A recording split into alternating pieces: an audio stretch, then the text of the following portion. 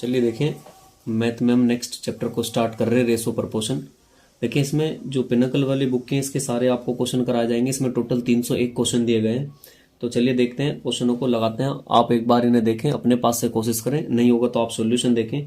बहुत आसान तरीके से दोनों तीनों तरीके जितने भी होंगे आपको हर तरीके से बताया जाएगा। चलते हैं देखिए पहले क्वेश्चन की तरफ। देखिए पहले क्वेश्चन में क्या कहा गया। पहले क्वेश्चन में ये कहा गया कि अतुल ने 20 रुपए की रोटी खरीदी और दुकानदार को 100 रुपए दिए, और दुकानदार ने शेष राशि 2, 5 और 10 रुपए के रूप में उसे वापस कर दी। और ये जो सिक्के हैं ये बताया कि 5:4:1 के रेशो में है, तो अनुपात में दिए। तो दुकानदार ने कितने 5 रुपए के सिक्के दिए, ये आपसे पूछा गया। देखिए क्वेश्चन आया गया है 2021 में आया था और इवनिंग में सीजीएल में पूछा गया था। चलिए देखते हैं इसका सोल्यूशन कैसे बनेगा। आप देखें, एक तो जो इसने रुपए वापस दे रहा है वो किसके रूप में दे रहा है। एक तो आपको दे रहा है, क्वेश्चन नंबर 1 की तरफ चल रहे हैं, एक तो आपको 2 रुपए के रूप में वापस मिलेंगे, और एक आपको किसके रूप में बताया उसने, एक बताया 5 रुपए और एक बताया उसने 10 रुपए। और मिले किस रेशो में, ये रेशो उन्होंने बता दिया। उन्होंने रेशो जो बताया आपको, तो ये रेशो दे रखा 5:4 कितना 1। अब देखें आपके पास, मैं ऐसे कहने लगूँ, 2 नोट हैं या 2 सिक्के हैं आपके पास, और ये कितने कितने के आपके 5 सिक्के हैं। तो टोटल राशि कितनी होगी, कुल राशि की अगर मैं बात करूँ, अगर आप यहाँ से टोटल राशि बताएं तो ये राशि आ जाएगी, इसमें गुंडा कर देंगे तो कितना हो जाएगा 10। अगर मैं आपको कहूँ 5 रुपए के सिक्के हैं आपके जेब में और 4 ही सिक्के हैं, तो आपके पास टोटल राशि कितनी हो जाएगी 20। और मैं कहूँ आपके 10 रुपए एक ही नोट है, तो टोटल राशि कितनी हो जाएगी 10। तो टोटल आपके हिसाब से कितना हो गया, ये 40 हो गया। आपके हिसाब से जो टोटल राशि है 40। देखिए जब उसने 100 रुपए में 20 की रोटी खा ली तो कितनी बचेगी 80। आपके हिसाब से 40 और इनके हिसाब से कितना 80। तो आप यहाँ से 1 का वैल्यू निकाल देंगे, 1 का वैल्यू कितना आ जाएगा 2, और ऊपर उठा के वैल्यू यहाँ पर पुट कर देंगे। तो आप 5 रुपए के सिक्कों की संख्या पूछ रहा है, तो आप इसकी वैल्यू कितनी है 4, तो आप यहाँ पे 4 की मल्टीप्लाई करा देंगे, तो 4 दूनी कितना हो जाएगा 8। तो 5 रुपए के सिक्कों की संख्या कितनी हो जाएगी 8। 2 रुपए की पूछता तो आप यहाँ पे रख देते, फिर अब आप 2 में मल्टीप्लाई करा देते 5, तो फिर इसकी संख्या कितना हो जाता 10। और अगर आपसे पूछता कि 1 रुपए के सिक्कों की संख्या कितनी है, तो आप बता देते 2। लेकिन एग्जाम में हमसे पूछा गया 5 रुपए के सिक्कों की संख्या, तो आप आंसर कितना बता देंगे इसका आंसर हो जाएगा 8। चलते हैं देखिए नेक्स्ट क्वेश्चन नंबर 2 की तरफ। देखिए क्वेश्चन नंबर 2 में उसने क्या कहा। कह रहे कि एक चुनाव में 4 उम्मीदवार एक मैदान में थे, जिनमें से 3 को राष्ट्रीय दलों का नामांकित किया गया और उन्हें 2:3:4 के अनुपात में वोट मिले। कुल वोट 189,000 थे और टोटल जो दिए चौथे उम्मीदवार को वो 18,000 थे। तो कह रहे राष्ट्रीय दलों में 3 उम्मीदवारों को कितने कितने वोट मिले, सभी के हमें अलग अलग बताने हैं। अच्छा देखें एक बात बताएं आप, 3 का तो टोटल वोट इतने और चौथे के इन्होंने दे रखे हैं, तो मैं ऐसे करता हूँ टोटल में से चौथे वाले हटा दूंगा तो बाकी कितने के बचेंगे 3 के। तो आप देखें अगर टोटल हमारे पास इन्होंने दिया है, टोटल है 189, ये तो टोटल वोट है जो इन्होंने टोटल दिए इतने हैं टोटल। अगर मैं काम करता हूँ टोटल में से वो 4th वाले के हटा दूं तो कितने के बचेंगे, बाकी 3 के बचेंगे। और इसके कितने दे रखे इन्होंने 18,000, तो आप इसमें से लेस कर देंगे 18,000, तो बाकी 3 को मिल जाएंगे कि 3 कैंडिडेट के टोटल कितने होंगे। तो जब आप इसे इसमें से लेस कर लेंगे 0 0 0 और यहाँ पर 1 7, तो ये टोटल हमारे पास कितना बचेगा, ये हमारे पास 171,000। ये 3 कैंडिडेट को मिलेगा इतना। अच्छा 3 को किस रेशो में मिलेगा, वो रेशो उन्होंने ऊपर दे दिया, ये दे दिया 2:3 रेशो और कितने में 4 के रेशो में। तो आप इसे लिख सकते हैं, ये हमारे हिसाब से टोटल कितना हो गया 4 और 3 7 और 2 9, हमारे हिसाब से 9 और इनके हिसाब से कितना बन जाएगा इतना। आप यहाँ से 1 का वैल्यू निकाल देंगे और 1 का वैल्यू कितना आ जाएगा, आप 9 से काटेंगे, 9 एकम 9 और बाकी कितना बच जाएगा इधर 8, तो 9 से काट देंगे, फिर 9 निम 81 और 0 0 0, ये 1 का वैल्यू आ गया, जिसकी भी वैल्यू ने तीनों की पूछी है। तो आप एक बार इसमें 2 की गुणा देंगे 3 की और एक बार 4 की। तो मैं इसमें देखें 2 की गुणा करा देता हूँ, तो आप जब यहाँ पे 2 की कराओगे तो ये हो जाएगा 19 दूनी 38, 1 के तो आ जाएंगे इतने, फिर एक और आप फिर से 3 की करा देंगे 19 में, तो जब आप 3 की कराओगे तो 19 दिया कितना हो जाएगा 57, ये दूसरे के आ जाएंगे, और तीसरे के फिर 19 की गुणा करा देंगे आप फिर से कितने में 4 में, तो 19 चौक कितना हो जाएगा 76। तो ये तीनों कैंडिडेट के अलग अलग निकल कर आ गए कितने कितने वोट दिए। चलते हैं देखिए नेक्स्ट क्वेश्चन नंबर 3 की तरफ। देखिए क्वेश्चन नंबर 3 में क्या कहा गया, क्वेश्चन नंबर 3 को सुनेंगे आप। अच्छा क्वेश्चन है, थोड़ा ध्यान से समझना। देखें एक बार आपको देखने में अगर ना समझ में आप दोबारा देखें तो समझ में जरूर आ जाएगा। देखिए टोटल ये कहा गया 46,800 रुपए की राशि को A B C D में इस प्रकार बांटा जाता है कि A और D के संयुक्त हिस्से को B और C के संयुक्त हिस्से का अनुपात दिया है 8:5 में, और B के हिस्से का C के हिस्से से दिया 5:4 में, और A के पैसे भी पता है कि A को कितने मिलते हैं 18,400 रुपये मिलते हैं। यदि X ए और बी के हिस्से के बीच का अंतर है और y सी और डी के बीच के हिस्से का अंतर है, तो x माइनस वाई रुपए में क्या होगा। देखिए बहुत ध्यान से सुने, इसका टायर 2 मेंस का क्वेश्चन है। एक बार देखें आप समझ में आएगी, नहीं तो दोबारा देखना बिल्कुल समझ में आएगी। और एक दो बार जब आप इसको कर लोगे तो ये समझ में आ जाएगा। पहली बार थोड़ा सा आप देखोगे ना तो, लेकिन एक दो बार जब अपने आप से करोगे तो ये जरूर बन जाएगा। देखिए अगर मैं ए की बात करूं तो ए के बारे में मुझे ये पता कि ए को टोटल कितना मिल रहा, टोटल मिल रहा जो ए को इतना मिलता है, लेकिन ये टोटल में से मिला होगा तो टोटल कितना है अगर मैं देखूं तो ये बुक में इन्होंने दिया ये 46,800 दे रखा है। तो आप इसको कट कर लो, एक रेशो बना लेते हैं कि यहाँ से कितना पता चल जाएगा। तो आप इसको काट दें, चलिए 4 से काट लेते हैं, 4 चौक 16, 2 इधर काट देंगे, 4 छीक 24, 4 से इसको काट दें आप, 4 एकम 4 कितना 17। तो मैं ये कह सकता हूँ 46/117। अगर टोटल 117 है तो उसमें से इसे कितने मिलेंगे 46, ये बात कह सकते हैं। अगर मैं कहूँ टोटल हमारे पास इतना है तो ए को कितना मिलेगा, ये तो हमारे पास टोटल हो गया और इसमें से ए को मिलने वाला कितना, वो कितना 46। अच्छा अब देखिए जो नीचे दिया a प्लस डी का कुल हिस्सा और b प्लस सी के कुल हिस्से के, पहले आप a प्लस डी की बात कर लें। अगर a प्लस डी का और इन्होंने जो दिया है b प्लस सी का, जो वो रेशो कितना दिया इन्होंने दिया ये 8:5, ये रेशो दिया इन्होंने a प्लस डी का और रेशो b प्लस सी का, इनका रेशो कितना दे दिया 8:5।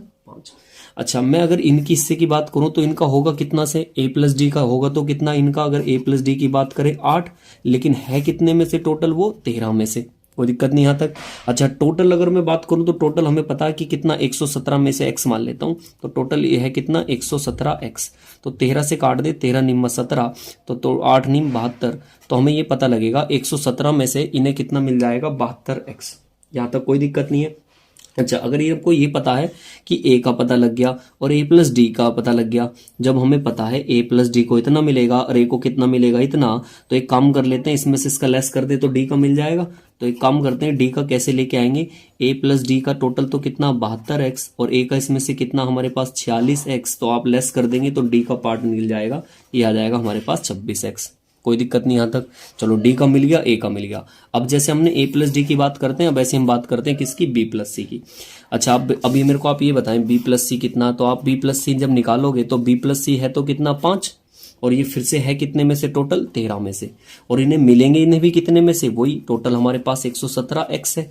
तो 13 निम्न 17 और 5 निम्न 45x, इन्हें b प्लस सी को कितना मिलेगा टोटल 5/x।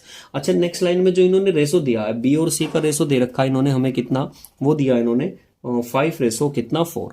हमारे हिसाब से टोटल सम कितना 9 और इनके हिसाब से कितना 45। जब हम एक का वैल्यू निकालेंगे तो 45 में से जब आप इसकी निकालोगे 9 पंजे 5 आ जाएगा, तो आप यहाँ पे मल्टीप्लाई कर दें तो इनके हिस्से मिल जाएंगे। तो मतलब b को कितना मिलता होगा 25 और c को कितना मिलता होगा, इसे 25x कह लो और इसको आप कह लें कितना मिलता होगा 20x। अब आपको सबके हिस्से पता चल गए। देखिए a का ये हो गया, d का ये हो गया, b का ये हो गया और c का ये हो गया। अब देखिए जो नेक्स्ट लाइन में कहा a और b के हिस्से को हम किससे दर्शाएं, x से। तो अब ये देखें आपको a और b के हिस्से किससे दर्शाने, x से। ये क्वेश्चन में उसने कहा है कि a और b के हिस्से को आप x से दर्शाएं। देखो a और b के हिस्से का अंतर बताना, तो a हमारे हिसाब से कितना, a कहाँ का 46 है हमारे हिसाब से 46x, और a इसमें से अगर बात करें लगे a जो किसका, a और b का, और b कितना हमारे हिसाब से 25। इन दोनों को लेस करोगे ना आप तो वो किसकी वैल्यू आएगी, x की, एक स्मॉल बड़ा मान लेते हैं हम x, इसका वैल्यू आएगा। तो आप इसे इसमें से लेस कर ले, जब आप इसे इसमें से लेस करोगे तो ये कितना आ जाएगा आपके पास 21a। ऐसी फिर से अब के किस किस का कहा इन्होंने इस बार, c और d का। तो आपके हिसाब से c कितना, ये देखें c अभी हमने यहाँ पे निकाला था कितना 20, तो यहाँ पे लिख देंगे 20x, और d कितना 26x। इन दोनों का अंतर दोनों को फिर से लेस कर देंगे, इसका कितना आ जाएगा, इसका आ जाएगा हमारे पास 6x। ठीक, अब बस ये किसका वैल्यू था, ये इन्होंने बताया y का वैल्यू है। इन दोनों का डिफरेंस पूछा तो आप घटा देंगे कितना, 21 में से 6 जाएंगे तो कितना बचेगा हमारे हिसाब से 15, और इनके हिसाब से टोटल कितना है जो बचा हुआ 3 का शेयर था तो वो आप उसके बराबर रख देंगे, और टोटल 3 का शेयर जो हमारे पास था इनका कितना है हमारे पास तीनों में से, उसका वैल्यू आपको पता ही है 117।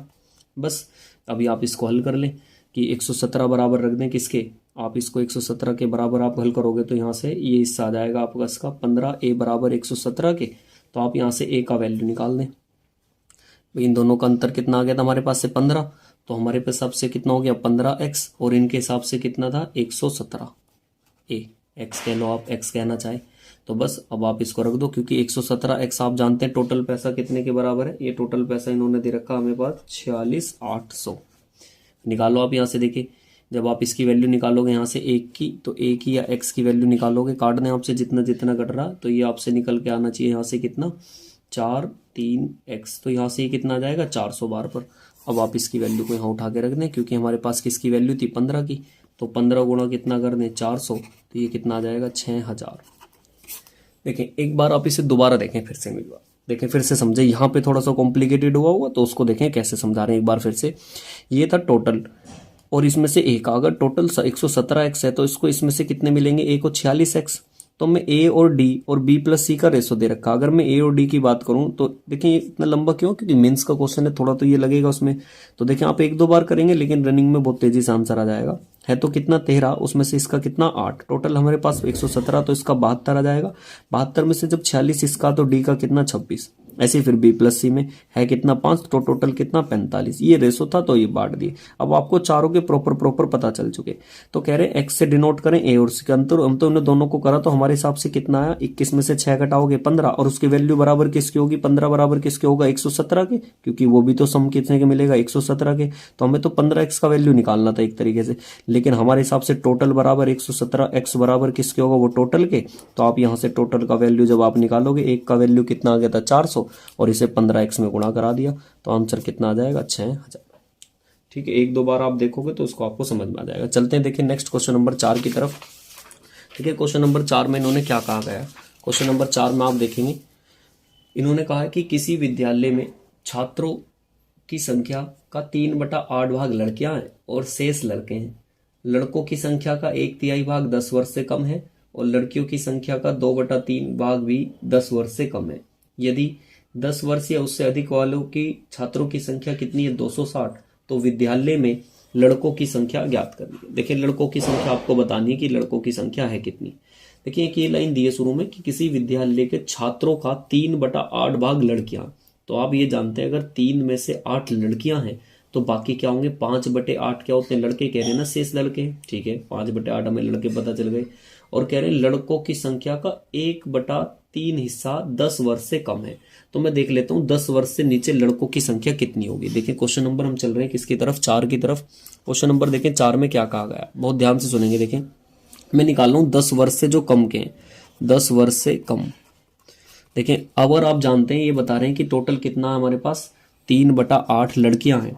अगर छात्रों की संख्या में 3 अगर टोटल 8 है तो 8 में से 3 तो गर्ल्स हो गई।